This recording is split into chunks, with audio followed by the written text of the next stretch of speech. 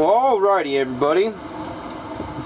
I'm outside at my grill here, where I've got some pork steaks grilling and or slow cooking on the pellet grill, and enjoying a cigar and a splash of whiskey. And just wanted to do hit a small topic and just, you know, give some thoughts on some things in regards to, now that it's the colder months, how does your EDC change? How does your everyday carry, what you wear, what you take with you when you go places, whether it be work, out and about with the family, out to do your fun activities that you like to do, that kind of thing. What do you do differently than in the summertime? And here's what I do differently than in the summertime. I live in South Georgia, down on the coastline. Currently, we have a small hurricane that smacked into Florida early today, and is kind of made its way across the state of Florida, the middle of Florida, and is at some point in time going to curve and come northbound. And we're just kind of, where I live here in Brunswick, Georgia, we're getting bits and pieces, the outer bits of it. So it's just been all day today. Rain, wind, knocking down loose sticks out of the trees, branches or whatever, and just blowing some rain up against the house. Not had any flooding. I live in a neighborhood that's got really good drainage, so no worries there for me. I'm kind of lucky. I've been watching and seeing Florida along the coastline from basically Miami all the way to Jacksonville. You know, with the heaviest parts being around Daytona area and St. Augustine area, just, you know, getting a lot of flooding issues. So bless them. I hope they're all staying safe. I hope that they can recover, because flooding damage in a home, an apartment, that's not easy to deal with. That's a lot of expense to repair.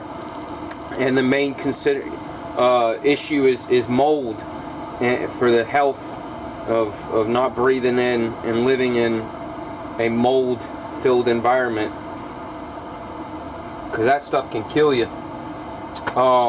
So I'm out here grilling. Now, as far as what changes with the EDC, one of the first things that I typically switch over to is some kind of a Western style hat. I like to call this a mountain man hat more so than a Western. It's just a felt hat. It's the Redhead brand that you can pick up at your nearest Bass Pro Shop. Is where I got mine. I did got rid of the brown leather band and did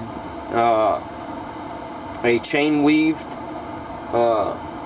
paracord, your thin paracord, like the 250 paracord, and you know, little knot doodad there. So yeah, did that and sewed that to the hat. Just personalized it, preference of mine. And so that's the first thing I switched to, is from ball caps and trucker hats with the mesh back to it, which keeps you cool in the summertime when it gets stupid hot down here, to a bit of a warmer hat that's more comfortable and more enjoyable during these colder months. So that's number one. Number two, I typically start leaning towards bigger knives, slightly heavier knives. I actually don't have one. My folder today was the Devo Stout. Great knife. Can't say enough good things about this thing. This is a beautiful, wonderful, wonderful knife. Excellent design, excellent ergos. Everything about it is top notch. And the price point wasn't too terrible. Understanding the way inflation and economics is today and the struggles that we're all having. So, but you know, typically I go towards the my Benchmade Freak, which is a large folder, good 3.5. The damn designs. Oh, I forget the name of that one. I just got it. But it's large. So anything in that, definitely plus 3 inch, creeping out to 4 inch blades. That's kind of my preference as far as a larger folder goes. But yeah, so going for a little bit larger, a little bit heavier folders. But then in the fall and the winter, I tend to carry a lot more. A little more often, I carry slip joints.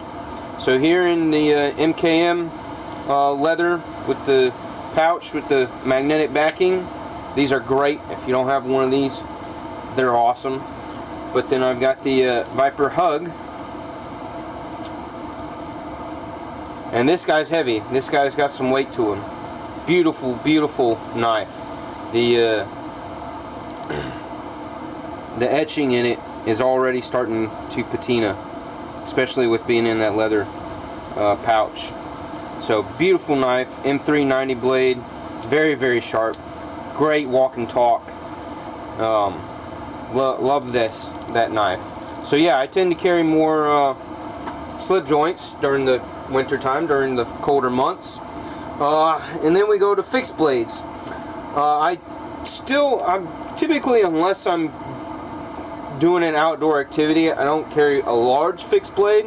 More of around that 3 to 3.5 inch blade shape. But here's the White River M1 Caper, which without the handle scales, with the paracord wrap, it's they named it the Backpacker, so you might know it as the White River Backpacker. But it's a caper style knife. Excellent everyday knife. I love everything about this. The way they smoothed out the handles with the micarta and rounded out the finger choil here, so it's nice and smooth and comfortable. Perfect jimping across the top. S35 VM blade steel. Excellent fixed blade. And it comes with a Kydex sheath that you can mount the clip in multiple ways. There's multiple ways of mounting the clip. Good retention. Excellent fixed, little smaller fixed blade. Great for everyday carry. The other thing that typically changes, and this is probably the first time you've seen a firearm, at least a handgun, on my channel. I carry a revolver. I go for your slightly larger, slightly heavier pistol. Rather than a pistol, go to a revolver. And this is the Ruger LCR. It's 38 special. That takes plus Bs. So, and I got the laser light that goes with it, and goes in a holster very nicely inside the waistband, concealed carry. I have my permit. I do everything right, legally and responsibly. So, no worries there. But yeah, so usually in the summertime I go with a smaller pistol. Sometimes I carry, and my preference is the 9mm caliber. I'm most familiar with 9mm, even though I've shot my fair share of 45 ACP and others.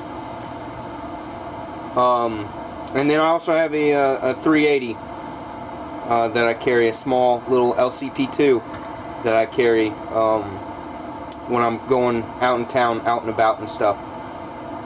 But yeah, so smaller pistols can kind of get tossed, locked back up, and then the larger, the heavier pistols and the revolvers come out for the colder months. And the main reason for all of that is going bigger, going heavier, is because you're wearing heavier clothes, heavier duty clothes, busting out them good old American blue jeans, and wearing jackets and sweatshirts and hoodies and that kind of stuff. It's a lot easier to conceal those things. Heavier duty belts and heavier duty pants allow you to have more weight put onto them.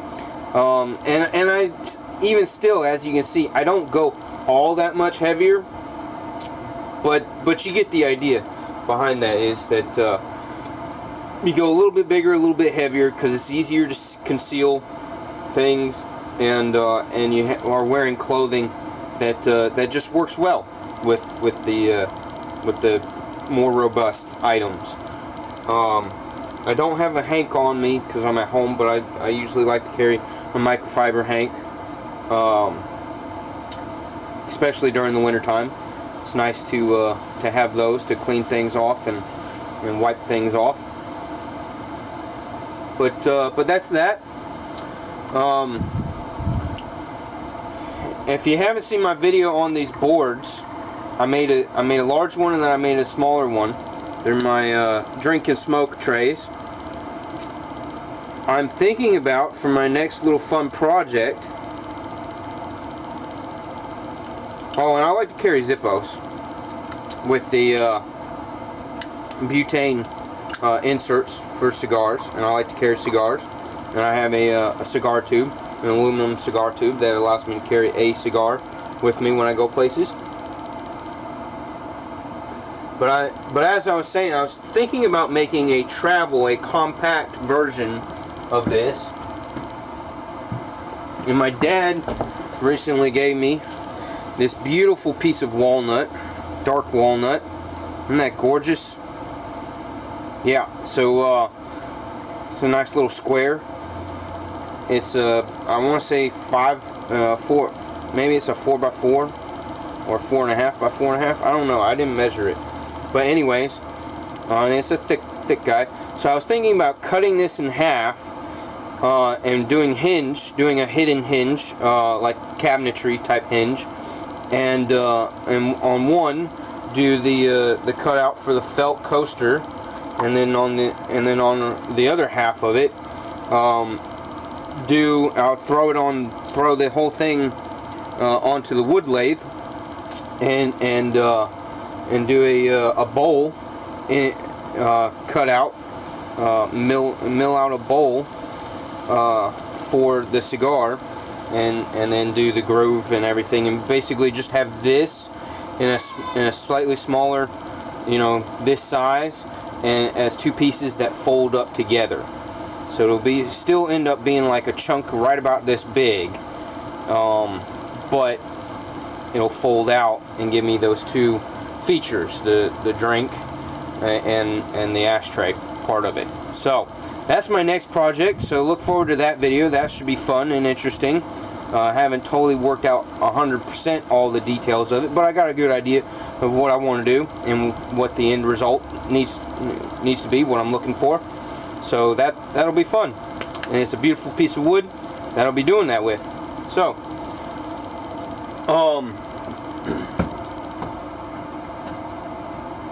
summertime, usually longer days, sunshine, daylight hours.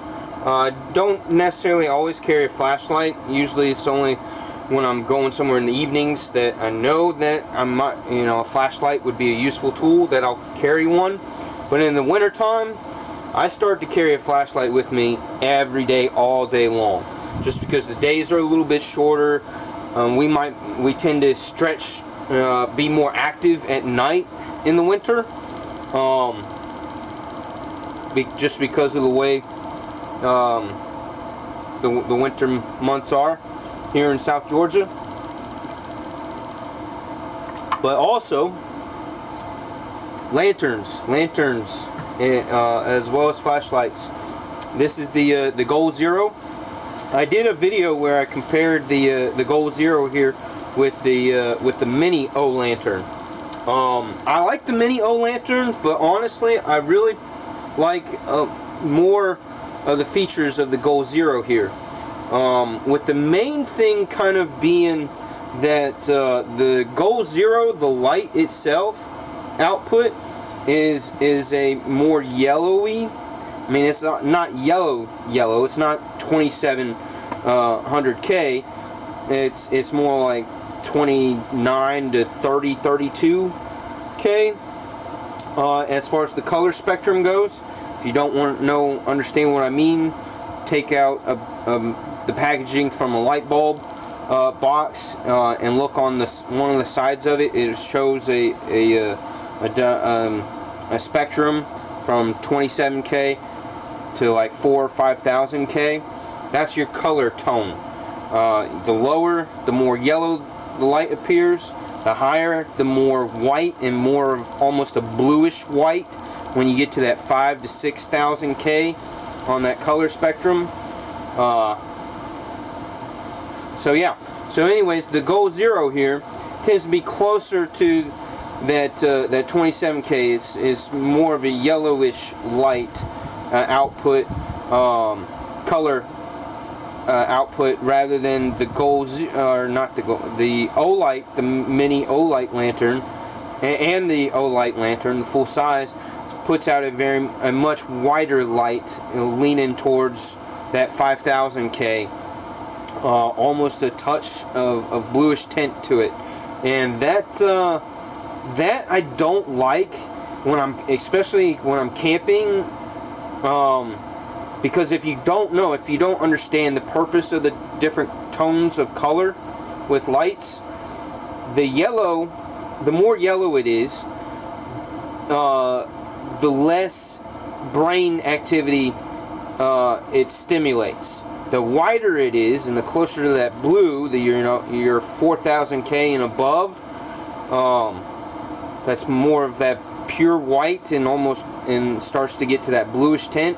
That color of light actually stimulates brain activity. So, when you're looking at light bulbs, look at that and think about that. For a reading lamp, you don't want, if you do your reading in the evening, late at night, as your relaxation before bedtime, you don't want a white light that's stimulating brain activity before you go to sleep. That's kind of dumb. It doesn't make a lot of sense, right? So you want to go with a more yellow color toned light output. And when you're camping, again, you're by the fire, you're washing up dishes after dinner, doing whatever you're doing in the late hours of the evening. You don't want a whole bunch of brain stimulation, because there's no better sleep that you can get than when you're camping, in my opinion. I love camping for the sake of the fact that I always get a really, really good night's sleep. As long as you're prepared for the elements properly and don't wake up at 2 o'clock in the morning, freezing your tail off, because you didn't have the proper sleeping bag or the proper sleeping pad, or it was raining very heavy and your tent didn't do a good job of keeping you dry, so you got soaking wet and now you're freezing. Lots of horror stories, miserable stories and experiences of people camping without having the proper gear and being prepared for the not so fond elements that you can experience. Some not so fun experiences while you're camping, but yeah. So that's why I like the Goal Zero light. The main reason is because of the color tone. If O-Light would do some lanterns with a yellower light, or allow you, like some of their handheld flashlights, allow you to choose which color tone you want for that light, then I think it would make it a better light, for one. But two, just the overall design. This guy's not just got a magnetic base, but he also has a camera mounting threaded hole, so you can put this guy on a tripod or a bipod, as well as it sticks to the magnet, and then it's got a folding down double stand there, so to raise it up off of the surface. Plus it's got the cutout for running some cordage, some rope through it, or hooking it onto something, so, as well as that guy that allows you to hook it onto anything. And then it's adjustable, and it's also can be one-sided or two-sided, and it gives you a USB 3 amp charging out port. And then one thing also that the Olight does not do is the charging cord for it stays attached to it. And how awesome is that? That you don't have to worry about keeping up with a separate cord. I guess the bad thing would be that if this goes bad, then you don't have a way to charge it. You got to buy a new one. But I've had this guy for several years now, and I've got the larger one of these lanterns, which is designed almost the exact same way. Not had an issue. Never had that charging cord get damaged. So maybe that's just luck. Maybe that's just me being super careful with my stuff. Whatever the case, it's I really like the Goal Zero lanterns. If you haven't checked them out, check them out. But I think it's time to flip the stakes here. If y'all want to. All right, let's take a look at these. Damn, they look good. So, yep, been slow smoking these for about 30 minutes. And, yeah, about 30-35 minutes.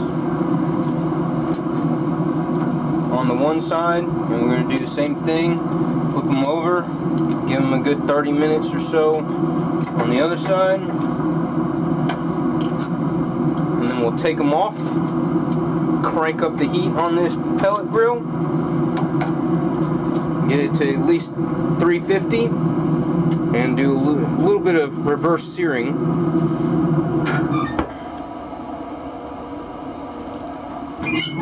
Didn't those look gorgeous? Don't they just look beautiful? So good. Yeah, so that's dinner tonight. Well, I know today's this video was just a little bit of a ramble, talking about multiple things, but mostly trying to hit up EDC stuff. And hope you got most of it with the wind, because I know the wind can be a little noisy. And I'll see you guys on the next video. Peace out.